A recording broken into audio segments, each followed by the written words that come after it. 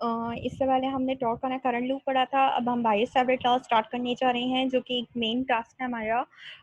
Bio सेवरेट law हो या Ampere's law हो, ये एक दूसरे से काफ़ी रिलेट करते हैं। बायो सेवरेट और जो हमारे पास एम्पेयर्स लॉ है, इससे हम मैग्नेटिक फील्ड भी कैलकुलेट कर सकते हैं।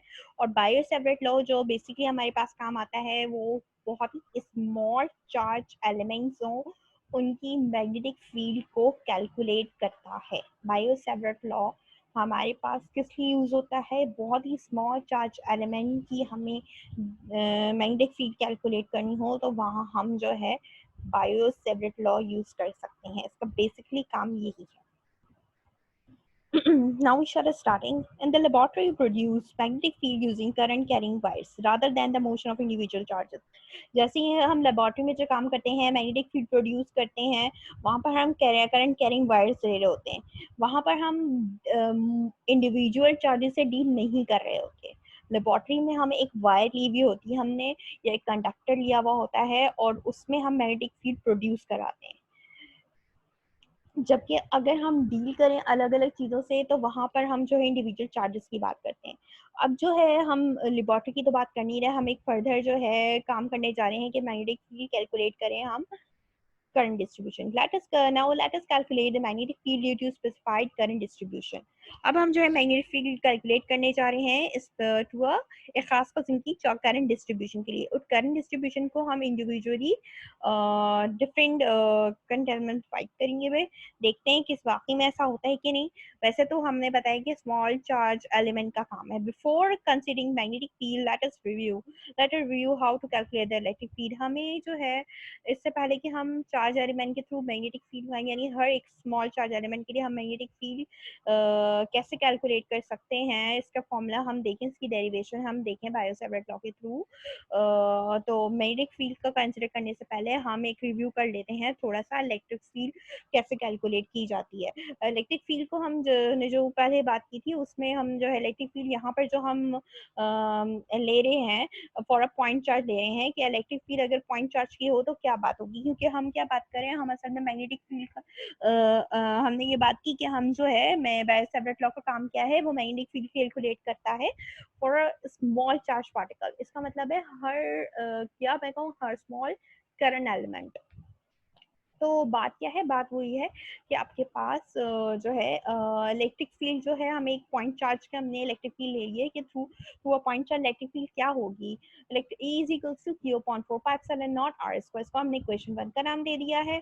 To find the electric field due to a continuous charge distribution. जब आप कंटीन्यूअस चार्ज डिस्ट्रीब्यूशन लेते हैं, उसमें हमने स्फेरिकल पढ़ा था, उसमें हमने सिलेंड्रिकल पढ़ा था, उसमें हमने यूनिफॉर्म ब्रॉड पढ़ी थी, यानी line of straight line, uniform line of charge. तो वहां पर हम डील कर रहे थे काफी चीजों से। अब यहाँ पर हमने जो है वो पॉइंट चार्ज से स्टार्ट किया है due to continuous charge distribution. जबकि हमारे पास बायो सेवरेट लॉ में क्या है करंट चार्ज डिस्ट्रीब्यूशन। वहाँ पर हमारे पास करंट डिस्ट्रीब्यूशन है, यहाँ पर चार्ज डिस्ट्रीब्यूशन। यहाँ हम चार्जेस से डील कर रहे थे, वहाँ हम करंट से डील करेंगे। And we imagine the object to be divided into impedance element of charge D. जब हम बात कर रहे थे चार्ज डिस्ट्रीब्यूशन की, तो हम क्या कर रहे थे कि हम टोटल जो करंट थे, टोटल करंट जो था हमारे पास किसी भी सरफेस पे, हम उसको स्मॉल पार्ट्स में जब डिवाइड करते थे, स्मॉल इनफिनिटेसिमल एलिमेंट में, यानी छोटे छोटे इनफाइनाइट एलिमेंट्स में, एक क्यू को, तो वो बच जाता था डी क्यू। डी क्या है, स्मॉल चेंज को शो करता है। ईच कुछ भी treated as a point charge, और हर डी क्यू यानी हर जो आपका जितने भी इनफाइनाइट एलिमेंट्स हैं चार्ज क्यू के, जिसको हम कह रहे हैं डी क्यू, वो बिहेव करेंगे एज अ पॉइंट चार्ज। तो उसकी भी जब वो बिहेव कर रहे हैं एज अ पॉइंट चार्ज, जब वो बिहेव कर रहे हैं एज अ पॉइंट चार्ज, तो जब वो बिहेव कर रहे हैं एज अ पॉइंट चार्ज, तो उनकी फील्ड भी क्या होगी, उनकी इलेक्ट्रिक फील्ड भी बिल्कुल वैसी ही होगी जैसे हमारे पास एक पॉइंट चार्ज की है।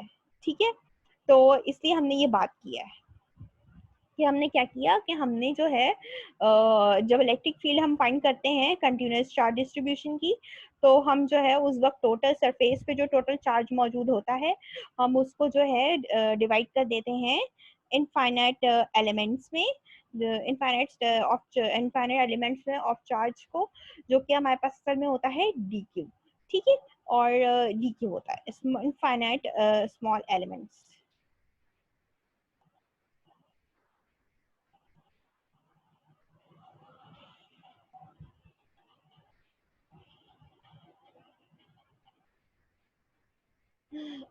तो बिल्कुल डी क्यू जो है वो भी बिहेव कैसे करता है एज अ पॉइंट चार्ज, तो उसकी इलेक्ट्रिक फील्ड भी यही की हो जाएगी। लेकिन बस एक काम होगा, क्योंकि वहां पर हमारे पास चार्ज क्यू था, अब डी क्यू है, तो उस वक्त उसकी इलेक्ट्रिक फील्ड ई थी, अब उसकी फील्ड डी क्यू के लिहाज से क्या हो जाएगी, डी हो जाएगी। तो हम दोनों साइड पे डिफरेंशियल अप्लाई कर देंगे। तो total electric field is finding by और divided by adding all the charge element. अब हम क्या करेंगे, अगर हमें ये तो हमें सिर्फ एक चार्ज एलिमेंट की हमारे पास इलेक्ट्रिक फील्ड आई, अगर हमें तमाम चार्ज एलिमेंट की, टोटल ऑल चार्ज एलिमेंट की हमें जो है वो इलेक्ट्रिक फील्ड मालूम करनी हो, तो हम क्या करते हैं कि तमाम ऑल चार्ज एलिमेंट की इलेक्ट्रिक फील्ड्स को हम एडअप कर देते थे। तो एडअप करते थे तो हमारे पास एक समेशन का साइन आता है, उस समेशन को हम किससे रिप्लेस करते हैं, इंटीग्रल से रिप्लेस करते हैं। तो हमने यहाँ पर इंटीग्रल ले लिया है इस डी का। ठीक है, अब हम अगले पार्ट, यहाँ तक हमारे पास आ गई, यानी ये चीजें हम इलेक्ट्रिक फील्ड फाइंड करने के लिए करते थे जब हम डील कर रहे होते थे continuous charge distribution में। For magnetic field we see the force between current element। अब हमारे पास जब हम बात करते हैं मैग्नेटिक फील्ड की, तो वहां पर हमारे पास फोर्स किसके दरमियान होती है, फोर्स बिटवीन होती है करंट एलिमेंट्स के दरमियान। वहां पर चार्ज एलिमेंट की है, यहाँ पर हमने करंट एलिमेंट किया। The magnetic force exerting an individual charges. अब मैग्नेटिक फोर्स जो एक्सर्ट होगी वो हर इंडिविजुअल चार्जेस पे अलग अलग क्या होगी, एक्सर्ट होगी। जाहिर उसका काम है, जब वो हर चार्जेस पे फोर्स लगाएगी तो हर चार्जेस से उसके रिस्पेक्टिव फोर्सेस से करंट फ्लो करेगा और चार्ज प्रोड्यूस करेगा। तो हमारे पास मैग्नेटिक फोर्स जो है वो क्या आती है, टोटल जो है चार्ज की, F B is equals to Q into V cross B. V क्या है, चार्ज की वेलोसिटी है, और बी क्या है, आपके पास मैग्नेटिक फील्ड है। और ये क्रॉस प्रोडक्ट ये बता रहा है कि वी क्रॉस बी आपस में एक दूसरे के परपेंडिकुलर है। और जो आने वाला इन दोनों को इसको सॉल्व करके जो क्रॉस प्रोडक्ट है, हमारे पास जो आने वाला न्यू वेक्टर है, वो न्यू वेक्टर इन दो वेक्टर्स के प्लेन के परपेंडिकुलर है, यानी ये भी इन तीनों दोनों के परपेंडिकुलर है। हमारे पास यहाँ पर राइट हैंड रूल रख सकता है। राइट हैंड रूल हमें क्या बता रहा होता है कि हमारे पास जो हमारी शहादत की उंगली होती है वो हमारे पास क्या बता रही होती है, मैग्नेटिक फील्ड की डायरेक्शन। हमारी जो फोर्स फिंगर्स है वो चार्ज या मैं कहूँ वेलोसिटी या करंट एलिमेंट, उसकी हमें डायरेक्शन बता रही होती है, यानी करंट की डायरेक्शन बता रही होती है, या फिर मैं कहूँ कि चार्ज की वेलोसिटी यानी स्पीड की डायरेक्शन बता रही होती है। और जो हमारा थंब होता है, यानी ये लेफ्ट फ्लेमिंग रूल है, वो जो हमारा थंब होता है वो हमारा बता रहा होता है फोर्स की डायरेक्शन। तो अगर आप इसको गौर से देखें, कंसिडर करें अपना लेफ्ट हैंड रूल, तो आपको पता चलेगा तीनों चीजें आपस में क्या है, आपस में परपेंडिकुलर है। The magnetic force exerted on a current element. जब मैग्नेटिक फोर्स किसी भी करंट एलिमेंट के ऊपर एग्जैक्ट करेगी, हम अगर एक एलिमेंट करंट एलिमेंट की बात कर रहे हैं, जाहिर है हमने वहां पर हमने करंट चार्ज डिस्ट्रीब्यूशन लिया था, यहाँ पर हम करंट डिस्ट्रीब्यूशन से डील करेंगे, यानी करंट एलिमेंट की बात करेंगे। तो उस करंट एलिमेंट को क्या करेंगे, हम उस करंट डिस्ट्रीब्यूशन को हम individually small number of current element में क्या करेंगे, डिस्ट्रीब्यूट कर देंगे, यानी उसकी जो लेंथ है उसको हम डिस्ट्रीब्यूट कर देंगे करंट एलिमेंट। तो दोनों साइड पर हमने क्या कर लिया, अब हमारे पास मैग्नेटिक फोर्स जो करंट एलिमेंट के लिए होती है, ये फॉर्मूला कहाँ से आ रहा है, ये फॉर्मूला कहाँ से आ रहा है, एल क्रॉस बी, ये तो हमारे पास आया है। ये जो मैग्नेटिक फोर्स है, ये मैग्नेटिक फोर्स हमारे पास तब आई थी जब हम बात कर रहे थे फॉर अ क्या कहते हैं, for a magnetic for charge particle की। और ये जो मैग्नेटिक फोर्स है ये हमारे पास तब आई थी जब हम मैग्नेटिक फोर्स फाइंड कर रहे थे for a current carrying conductor. Conductor की हमारे पास लेंथ होती है, तो वो आई डी एल असल में आपके पास डी एल को हमने वी से रिप्लेस करवाया है, और आई आपके पास क्या है, वो असल में नंबर ऑफ चार्जेस, यानी कितने current charges pass, number of charges pass हो रहे हैं पर यूनिट करंट पे। ठीक है, वो हमने यहाँ ले लिया। हमने क्या किया, हमें हमें जाहिर है एग्जर्ट करवाना है, और करंट एलिमेंट की बात करें तो हम दोनों साइड पे डिफरेंशियल अप्लाई करेंगे। तो यही काम हम उसके लिए भी करेंगे जैसे हमने ऊपर किया, where whose direction Q V is replaced by ideal.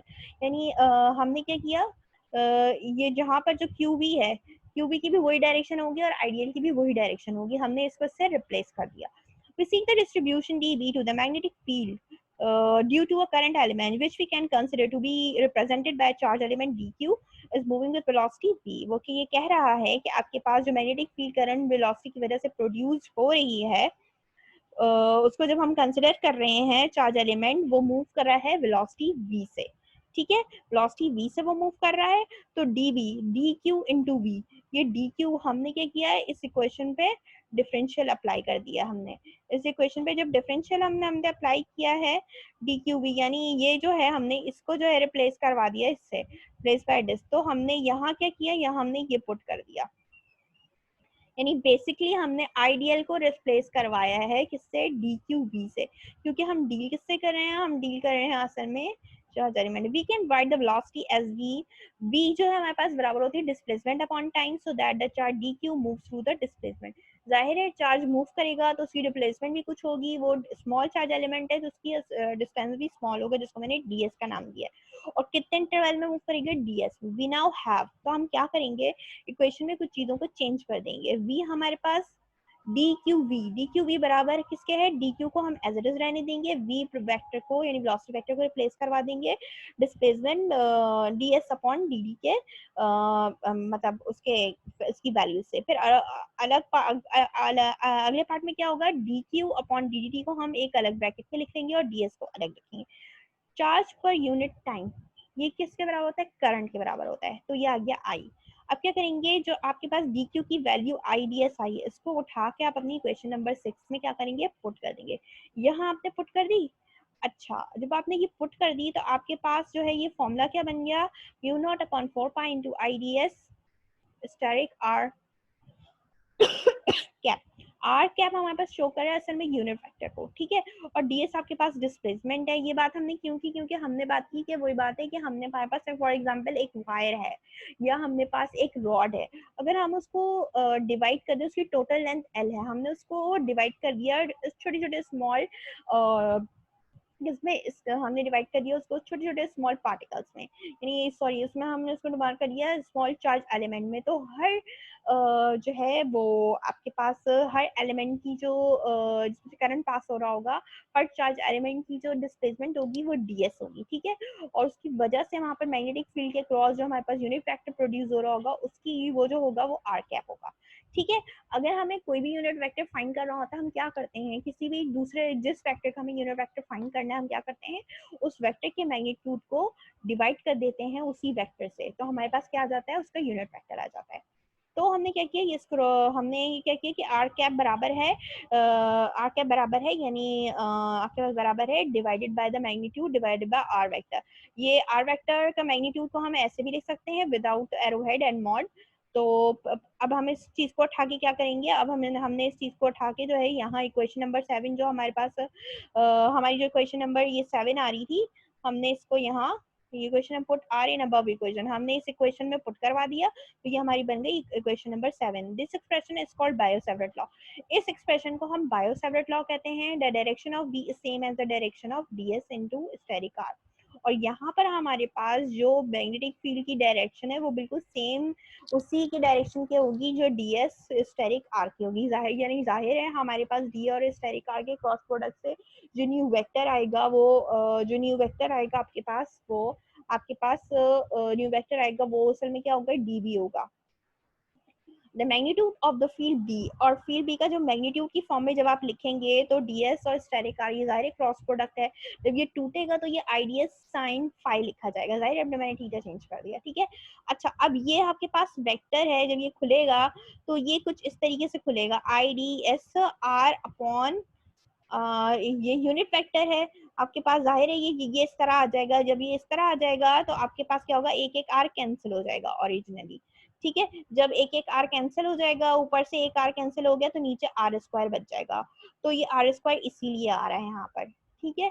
Mu not upon 4 पाई ये एक कांस्टेंट है, आईडीएस साइन पाई ये हमारे पास इलेक्ट्रिक फील्ड में 1 अपॉन 4 पाई एप्सिलॉन नॉट जैसे वहां पर कांस्टेंट होता है, इसी तरीके से मैग्नेटिक फील्ड में भी ये एक कांस्टेंट होता है जो हम लोग ऊपर से पढ़ के आ चुके हैं।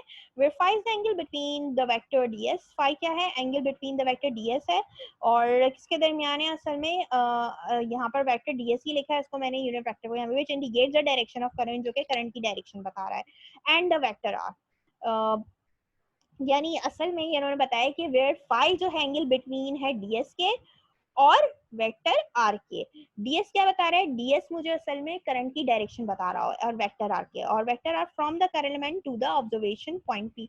यानी अगर मैं फॉर एग्जांपल मैंने दो पॉइंट्स कंसिडर, एक मैंने जहाँ एक मेरे पास रॉड है और दूसरा मैं किसी दूसरे पॉइंट से उसका फाइंड करना चाह रही हूँ कि यहाँ पर कितनी इतनी फोर्स लग रही होगी या इसकी मैग्नेटिक फील्ड कितनी होगी, तो मैं वहाँ पर ये क्या बात कर सकती हूँ, मैं ये बात कर सकती हूँ कि वो क्या क्या है, असल में वो वेक्टर है उन दोनों की पॉइंट से लेकर उस करंट चार्ज डीएस के करंट चार्ज एलिमेंट तक का डिस्टेंस। और फाई क्या है, वो एंगल है बिटवीन आपके पास करंट एंड वेक्टर आर के। तो आपके पास क्या है, डीएस और वेक्टर आर आपस में एक दूसरे के परपेंडिकुलर है, दोनों वेक्टर हैं, इसलिए फिर वही होगा। To find the current, to find the total current field B due to entire current distribution. अब वही काम जो हमने ऊपर अभी करते हुए आ रहे थे, अब हम इसके लिए करेंगे। इलेक्ट्रिक फील्ड हमने जैसे फाइंड की, उसमें हमने चार्ज एलिमेंट, वहां पर हम जो है करंट एलिमेंट ले रहे थे, अब हम क्या लेंगे, वहां पर हम चार्ज एलिमेंट ले रहे थे, अब हम करंट एलिमेंट कंसिडर करेंगे। अब हम क्या करेंगे कि वहां पर हमने जाहिर है उस जब करंट एलिमेंट चार्ज एलिमेंट हमने वहां पर लिया था, तो हमारे पास वो क्यू जो चार्ज था वो उसको हमने डिस्ट्रीब्यूट कर दिया था, यानी डिस्ट्रीब्यूट किया था, डिवाइड कर दिया था उसको छोटे छोटे इनफाइनाइट स्मॉल चार्ज एलिमेंट में। अब यहाँ पर हम क्या करेंगे, यहाँ पर हम करंट को स्मॉल उसमें जो है डिवाइड कर देंगे। तो इसका मतलब है कि हमें करंट को असल में डिवाइड नहीं करना, हमने उसके जो लेंथ है डीएस उसको डिवाइड करना है स्मॉल पार्टिकल। तो जब हम उसका क्या लेंगे, जब क्योंकि जाहिर है करंट पूरी आपके पास लूप में से गुजर रहा होगा, यानी अगर डिस्टेंस आर है या आपके पास एक रॉड है, तो उसमें जिस जिस जिस जिस जिस पॉइंट से आपके पास करंट गुजर रहा होगा, उन तमाम पॉइंट्स डीएस का हम क्या करेंगे, क्या कैलकुलेट करेंगे, उसकी मैग्नेटिक फील्ड कैलकुलेट करेंगे, उसकी मैग्नेटिक फील्ड कैलकुलेट करेंगे। फिर हमें जाहिर है अब जो हमने जो चार्ज एलिमेंट को नंबर ऑफ जो चार्ज एलिमेंट हमने स्मॉल स्मॉल लिए हैं, उन तमाम की मैग्नेटिक फील्ड को जब हम सम अप करेंगे, तो हम क्या करेंगे, उसके ऊपर इंटीग्रल अप्लाई कर देंगे। यही काम हमने ये किया है। To find the total field due to entire current charge distance, we must integrate over all the current element DS IDS, जो कि करंट एलिमेंट है, ठीक है ना, जो कि करंट बता, असल में डीएस क्या है, करंट की डायरेक्शन को बता रहा होता है। B is equal to integral DB. B क्या आपके पास टोटल मैग्नेटिक फील्ड है, हम इसके ऊपर इंटीग्रल डीबी जो है असल में डिफरेंशियल है उन तमाम मैग्नेटिक फील्ड का, यानी हम उसका इंटीग्रल ले रहे हैं उन तमाम टिप का जो स्मॉल चार्ज एलिमेंट्स की हैं डीएस, यानी ठीक है। फिर हमने क्या किया, इसको हमने डीबी आपके पास डीबी आपके पास इसके बराबर है म्यू नॉट, क्वेश्चन नंबर 8 हमने उठाकर यहाँ पर पुट कर दिया। अच्छा, यहाँ पर हमने जो है, मैंने यहाँ पर इसको जो है, ये जो वाली जो क्वेश्चन है, ये जो अभी मेरे पास आया है, ये असल में कहाँ से आया मेरे पास, ये मेरे पास यहाँ से है, ठीक है।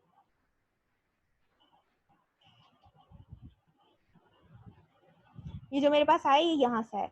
अब ये यहाँ से आया, तो मैंने इसको क्या किया, मैंने इसको उठा के यहाँ पुट करा दिया, ठीक है। और जब मैं इस आर जो है इस आर कैप के वेक्टर को हटाऊंगी, तो वो ऑब्वियसली एलिमेंट मल्टीप्लाई होकर वो खत्म हो जाएगा, ठीक है।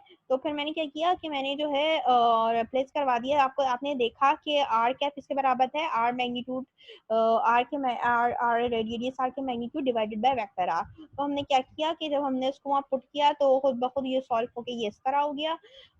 और मुझे अगर यूनिट वेक्टर की मुझे वैल्यू फाइंड हो रही है, अब मैं क्या कर रही हूँ, अगर मुझे जो है इस वेक्टर आर को देखना है, तो मैं इन दोनों को आपस में मल्टीप्लाई करवा दूंगी, ठीक है। और अगर मुझे ये चाहिए, तो मैं क्या करूंगी, इन दोनों को आपस में मल्टीप्लाई कराऊंगी, तो मेरे पास कोई एक चीज तो खत्म होगी ना। तो फिर हमने उसको यहाँ रख दिया, ये क्वेश्चन नंबर 3 मेरे पास बन गई, ठीक है। फिर मैंने क्या किया, इंटीग्रल, मैंने ये कांस्टेंट है पूरा, mu not upon 4 pi constant है, तो मैंने इसको इंटीग्रल से पहले ली दिया, ये आ गई मेरे पास इक्वेशन नंबर 9। अब अगले स्टेप में ये हमारे पास क्या है, ये ओवरऑल इक्वेशन 9 आ गई हमारे पास। ये कहलाती है आपके पास वो मैग्नेटिक फील्ड जो कि हमारे पास हमने बायो सेवरेट लॉ के लिए फाइंड कर रहे थे। और ये वो इक्वेशन है कि जब हम इसको यूज कर सकते हैं कि हम अगर हमें स्मॉल चार्ज एलिमेंट के लिए या स्मॉल करंट एलिमेंट के लिए आईडीएस, जो कि हमारे पास नाम है, स्मॉल करंट एलिमेंट हमारे पास क्या आईडीएस, हर स्मॉल करंट एलिमेंट के लिए जब हमें मैग्नेटिक फील्ड फाइंड करनी हो, तो वहां पर हम बायो सेवरेट लॉ अप्लाई कर सकते हैं। अब हमारे पास इसकी एप्लीकेशन है, एप्लीकेशन की तरफ चलते हैं, बस 5-10 मिनट लगेंगे, ज़्यादा टाइम नहीं लगेगा। अब हम फाइंड करना चाह रहे हैं इसकी एप्लीकेशन, एक एप्लीकेशन है magnetic field of a circular कर्लूम, जो कि मैक्सिमम नहीं बहुत ज़्यादा आपके पास क्या आती है, पेपर में आती है। हमने जो है ना क्या कंसिडर कर लिया, एक लूप कंसिडर कर लिया। उस लूप के सेंटर से हमने एक एक्सेस ड्रॉ किया, ठीक है। उस लूप के सेंटर से लेके उसके एक एंड तक जो है उसका रेडियस क्या आया, आर है। जब उसका यहाँ से डिस्टेंस आर है तो यहाँ से यहाँ तक का भी डिस्टेंस आर आ जाएगा, ठीक है। ये जो एक्सेस है आपके पास, ये जो है हम यहाँ से इस यानी इस पॉइंट पे अब जो है ये डिस्टेंस का ये है, ये इस पॉइंट पे पॉइंट पी तक हम क्या फाइंड करना चाह रहे हैं, हम यहाँ पर मैग्नेटिक फील्ड फाइंड करना चाह रहे हैं कि मैग्नेटिक फील्ड क्या होगी। तो हमने देखा कि हमारे पास जब ये ds है, ये ds है और ये डिस्टेंस r है, ठीक है, ये आपस में परपेंडिकुलर है।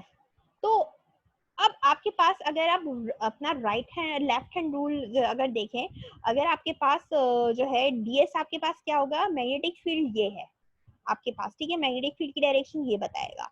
ds आपके पास ये है, r आपके पास ये है, दोनों परपेंडिकुलर हैं, तो तीसरे परपेंडिकुलर आपके पास क्या हो जाएगा, मैग्नेटिक फील्ड, जो कि उसकी डायरेक्शन है। तो मैग्नेटिक फील्ड की डायरेक्शन भी क्या होगी आपके पास, ds और r के क्या होगी, परपेंडिकुलर होगी। ये आपके पास ds है, ये आपके पास r है, ये आपस में दोनों परपेंडिकुलर हुए, तो मैग्नेटिक फील्ड भी क्या होगी, इनके परपेंडिकुलर होगी, ठीक है।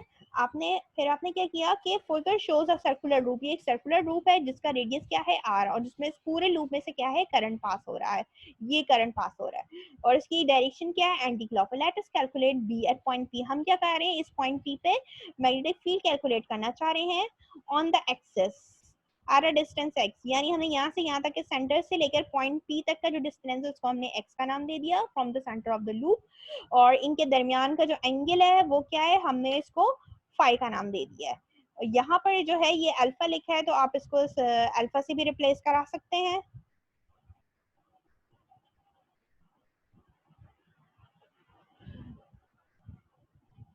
The angle between the current charge element and R is 90 degree, यानी जो एंगल अल्फा था between the current and element and the R, यानी ये वाला करंट, ये वाला जो है आपके पास जो एंगल है आईडीएस आपके पास ये है, तो इनके दरमियान का जो एंगल है वो क्या है, फाई है आपके पास, और वो हमेशा शुड भी क्या होगा, 90 डिग्री होगा।